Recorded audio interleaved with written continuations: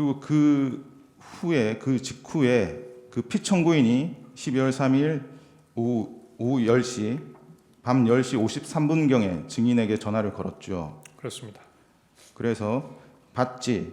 비상계엄 발표하는 거 이번 기회에 싹 다 잡아들여 싹 다 정리해 국정원에도 대공수사권을 줄 테니까 우선 방첩사를 도와 지원해 자금이면 자원, 인력이면 인력 무조건 도와 라는 취지로 말하였죠. 그렇게 기억합니다. 증인은 검찰 조사에서 당시 피청구인이 뭔가 흥분해서 자랑하듯이 이 얘기를 했다고 진술을 하셨죠.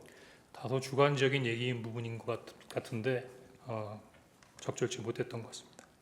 이렇게 진술하신 적은 있으시죠? 그렇습니다. 그 증인은 싹 다 잡아들여를 어떤 의미로 이해하셨습니까? 말뜻 그대로 이해했습니다. 그 누구를 잡아들이라는 취지로 이해를 하셨습니까? 당시의 통화 내용으로 보면 그런 말씀을 하시면서도 구체적으로 대상자, 즉 목적어를 규정하지 않으셨기 때문에 당시로서는 뭔가 잡아야 된다는 생각은 들었었는데 누구를 잡아야 된다라고 하는 부분까지는 저한테 전달받지 못했습니다. 그 증인은 12월 3일 22시 58분경에 피청구인의 지시 내용을 구체적으로 확인하기 위해서 여인영 사령관에게 전화를 거셨죠. 방금 그 변호인께서 물어보신 대로 뭔가 지시를 하셨는데 목적어가 없었습니다.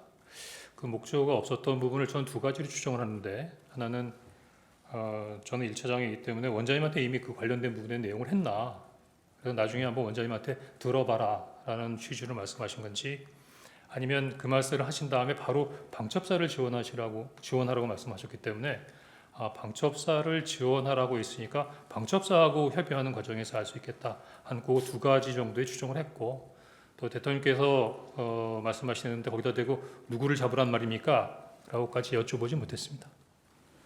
그래서 22시 58분경에 여인영 사령관에게 이제 전화를 거셨고 어떤 대화를 나누셨습니까? 아마 전화가 두 번으로 나눠질 겁니다. 이미 비상계엄이 발표되는 내용을 보고 상황을 파악하기 위해서 여인영 사령관하고 한번 통화를 한번 했었던 부분이기 때문에 다시 한번 전화를 했고, 전화해서 제가 요즘에 무슨 얘기를 하면 자꾸 제 얘기가 바뀐다라고 하는 얘기가 있어서 제가 조금 메모를 해서 그 메모에 근거해서 또박또박 말씀드리도록 하겠습니다. 그래서 이제 제일 먼저 어떻게 된 거야? 라고 제가 얘기했던 것 같고, 여전히 그 연영 사령관은 저의 그 어떤 질문에 대해서 답변하지 않거나 회피하는 부분에 있었던 태도를 취했습니다. 그래서 제가 부위에게 전화 받았어. 대통령이 너희들 지원해 주래. 이렇게 얘기를 했고, 이 이야기를 들은 다음에 그 다음부터는 여인영 사령관이 당시의 상황들을 저한테 설명해 주기 시작했습니다. 그래서 두 번 통화를 하셨는데 처음에 22시 58분경에는 이제 여인영 사령관에게 전화를 걸었더니 여인영 사령관이 뭔가 지시를 하느라고 바빴고 그래서 증인과는 제대로 대한 대화를 못했다고 이렇게 검찰에 진술하셨는데 이게 네. 사실이죠. 예. 그리고 그 후에 23시 06분경에 여인영 사령관에게 다시 전화를 거셨죠. 네. 이때 이제 증인이 말씀하신 부위로부터 연락을 받았어라고 하니까 여인영 사령관이 처음에는 이제 뭔가 말하는 것을 주저하다가 증인이 대통령으로부터 연락을 받았다고 하니까 그때 이제 얘기를 하기 시작했죠. 네. 그래서 여인영 사령관은 증인에게 국회는 경찰과 협조해서 봉쇄하고 있습니다. 선배님 이걸 도와주세요. 저희 체포조가 나가 있는데 소재 파악이 안 돼요. 명단 불러드릴게요라는 취지로 이야기를 했죠. 네. 여인영이 사용한 정확한 워딩이 체포조 맞습니까? 네. 그 증인은 여인영 사령관이 불러주는 명단을 받아 적으셨나요? 예, 받아 적었습니다. 그 체포 명단이 적힌 메모를 제시하겠습니다.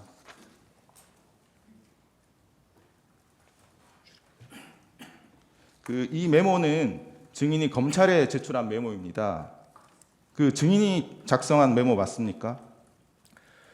조금 설명을 드리면 아까 말씀드린 대로 제가 국정원장에게 보고를 드리기 위해서 관저에 갔었고 관저에 내려가 있는 상태에서 대통령님으로부터 전화를 받았습니다.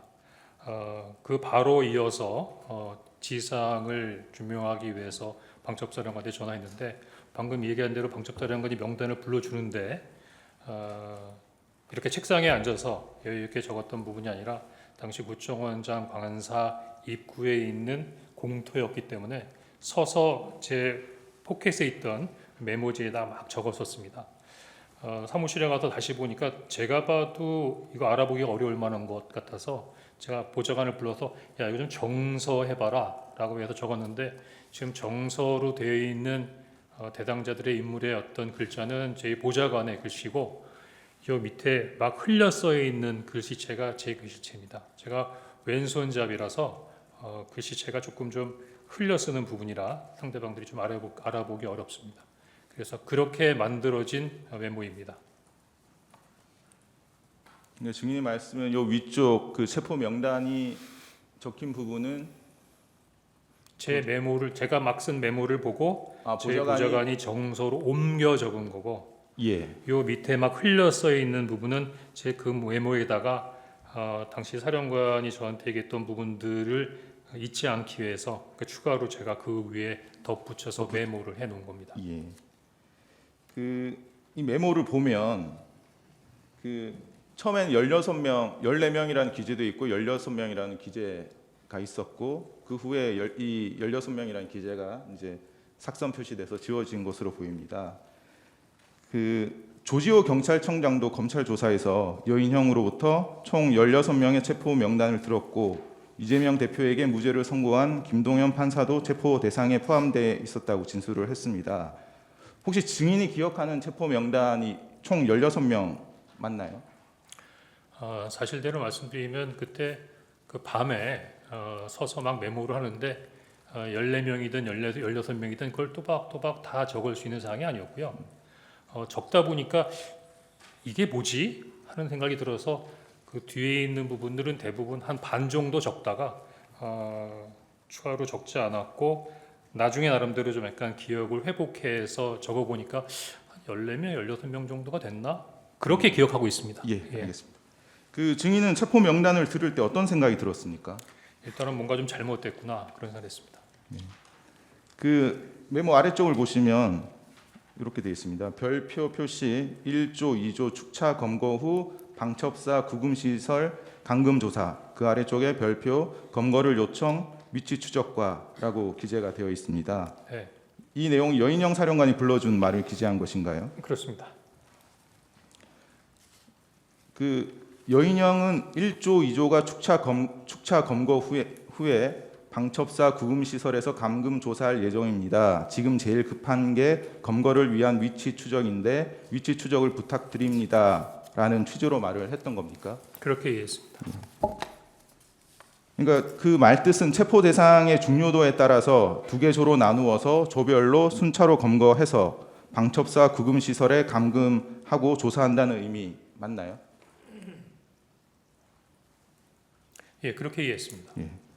그 증인은 요 체포 명단 14명에서 16명에 대해서 위치 추적을 하셨습니까? 하지 않았습니다. 그 국정원에서는 영장 없이도 위치 추적을 할 수 있나요? 할 수 없습니다.